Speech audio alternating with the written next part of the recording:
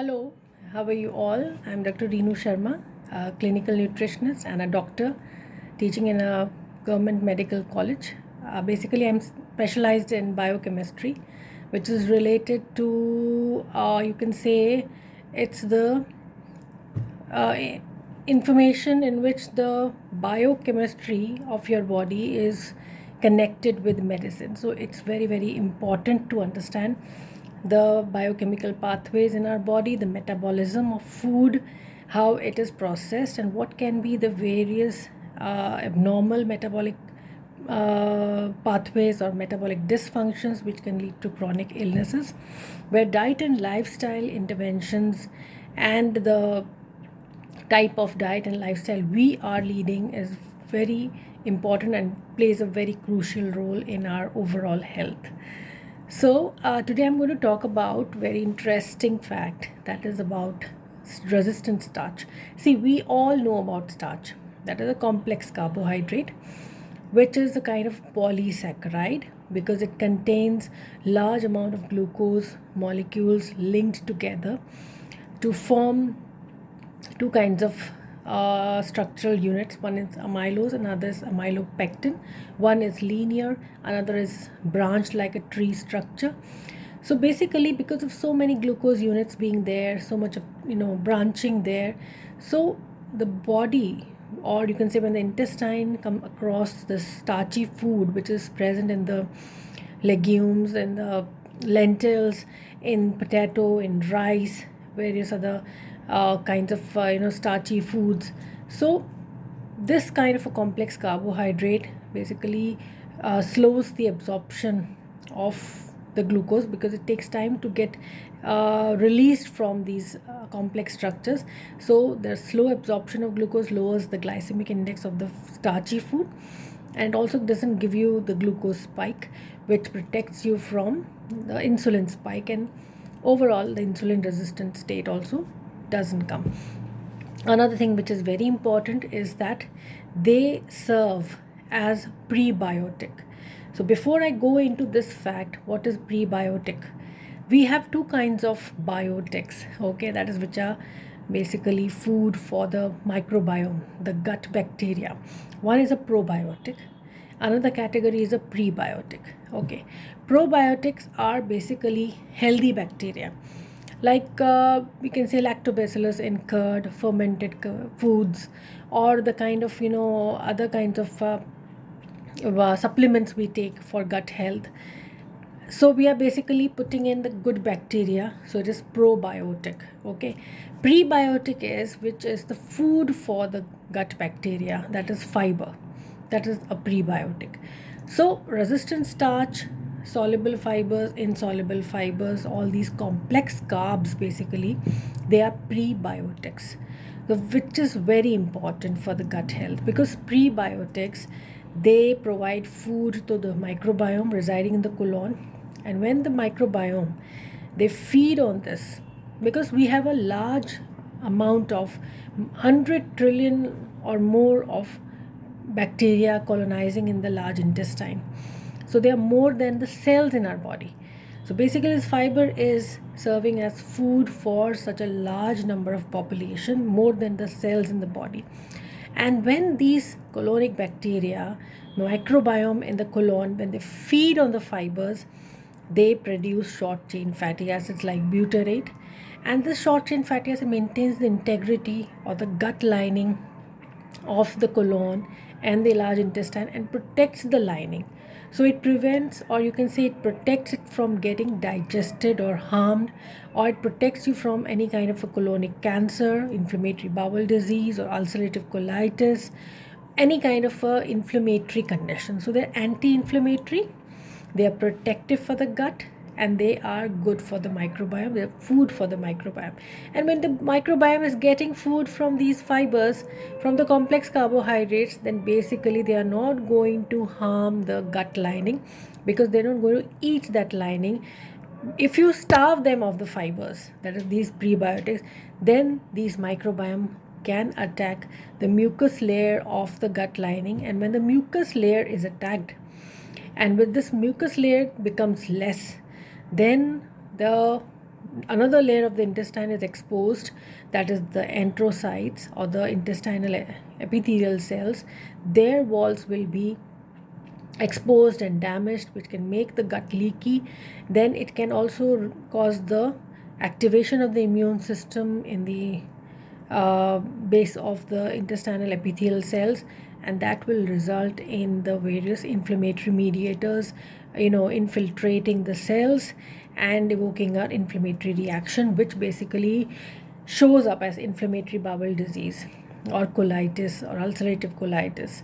There are various issues related to that. Okay, now we'll come to the topic. So what I was talking about is prebiotic is very important. Instead of taking in the supplements as probiotics, try to incorporate some probiotic in the form of curd or buttermilk daily, and prebiotic, that is the complex carbohydrates in the form of legumes, pulses, lentils, green leafy vegetables.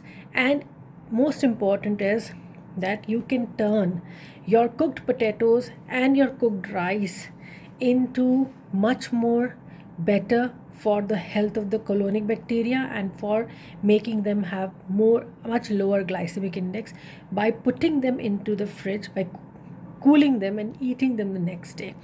So the starch in these cooked complex carbs, okay, that is the potato and the rice, that starch will basically become resistant starch the next day when you are putting that food in the fridge and then again eating it.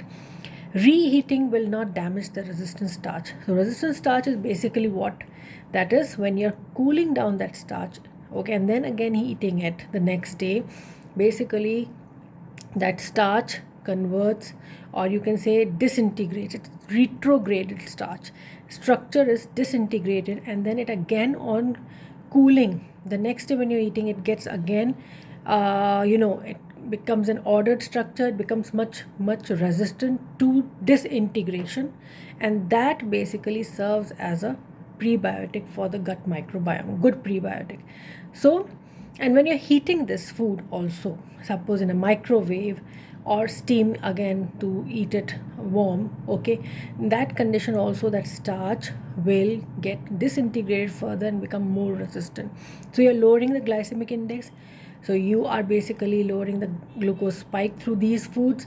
You are increasing the insulin sensitivity also, and this food is basically serving as food for the gut microbiome also. So it is overall a very good kind of a method to increase the nutrient value and the digestibility and the palatability of such food. So it's no harm if you put your boiled cooked potatoes in the fridge and use it the next day. It's no harm if you cook the rice and put it in the fridge and eat it the next day. You can prepare curd rice also. That's very good for health because you're getting resistant starch. Along with that, you are adding curd, which is also a probiotic. So you are getting both a prebiotic and a probiotic. So these are the benefits of cooling and then eating that food the next day. So this is basically to make you aware of the benefits of starch. Mostly what happens is people who are diabetic, they are scared of eating these kinds of food. Okay, I'll not say that eat daily, but you can eat it in this way so that the glycemic index gets lowered, and even a diabetic person can have some amount of rice also, and that is not going to spike their glucose levels. Okay, so it is like eating in a right manner, eating in moderation, incorporating those food items which are healthy options, and instead of just removing things or foods from your plate that because you're scared that they are going to worsen your condition, that is also not a good kind of a practice. Okay, if you're suffering from some kind of a disease, suppose it's diabetes or cardiovascular disease or fatty liver or any kind of a bowel issue, then you have to find out what is right for you. You have to eat it, cook it in the right manner, eat it in the right manner, and eat such foods which might be having a large amount of carbohydrate in moderation. And you have to see which kind of carbohydrate Diabetic people should totally abstain from refined carbs. Okay, complex carbohydrates are not at all bad, they're good for health. So you have to have a balanced amount of carbohydrates, proteins and fats, all these three in our plate. Okay, removing either carbs or either fats is not a good practice, because then you are making yourself you know, devoid of some health benefits of good carbs or health benefits of good fats. So try to incorporate all these three macronutrients so that you have a sound metabolism and your health also remains sound. So we have to choose what food is digested very well through our body and what actually benefits us. Okay, and in that way we can stay healthy and fit for a long time and stay for a longer you can say for many more years and fit and fine. So basic thing is cook at home, eat home cooked clean food, abstain from outside processed foods which are very high on trans fats and refined carbs and high fructose, which is totally damaging to the gut and to the various organs in the body. It's going to make your metabolism a mess and also going to mess up your mitochondrial health also, which is very important. So eat right, eat clean home cooked food and stay healthy and live longer, my dear friends. Bye.